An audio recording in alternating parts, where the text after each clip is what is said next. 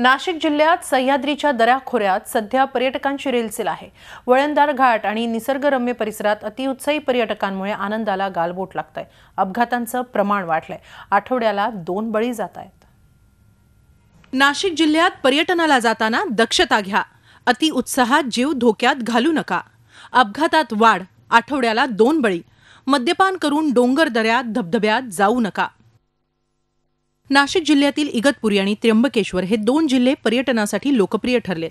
इगतपुरीत विकेंडला दऱ्याखोऱ्यात पर्यटक गर्दी करतायत। मुंबई आग्रा महामार्गावर घाटाच्या तोंडाशी असलेली उंच दरी पाहण्यासाठी अनेक जण थांबतात। ही दरी पाहून प्रवासाला निघताना गाडी रिव्हर्स घेण्याच्या नादात सोमवारी एक कार थेट दरीत कोसळली।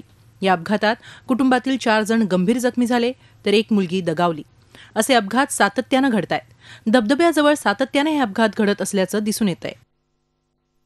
गाडी एकदम सेफ आणि हळू चालवायला हवी। त्याशिवाय बऱ्याच लोकांना उत्साहाच्या भरामध्ये तिथं ड्रिंक्स करतात, अल्कोहोल घेतात, ते पण चुकीचं आहे। अल्कोहोल वगैरे अजिबात घेऊ नये आणि आपल्या कुटुंबाची आणि आपल्याबरोबर असण्याची काळजी घ्यायला पाहिजे।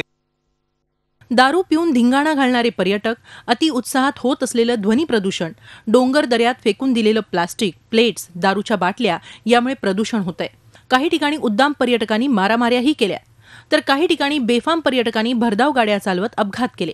त्यामुळे असे मुजोर पर्यटक आढळल्यास पोलिसांना संपर्क साधण्याचं आवाहन केलं जात आहे। तर पर्यटन विभागानं काही ठिकाणी छापे टाकत धाबेही सील केले। नाकाबंदी लावलेली आहे आणि त्या नाकाबंदी दरम्यान सर्व वाहनांची कसून तपासणी करण्यात येत आहे। कोणी लिकर वगैरे कॅरी करत आहे का।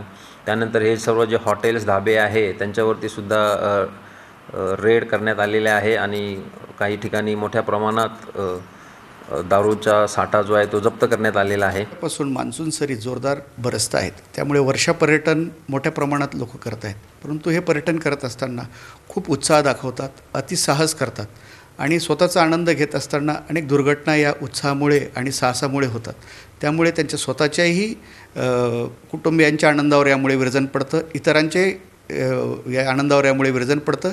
यासाठी लोकांनी अतिउत्साह आणि साहस टाळावं।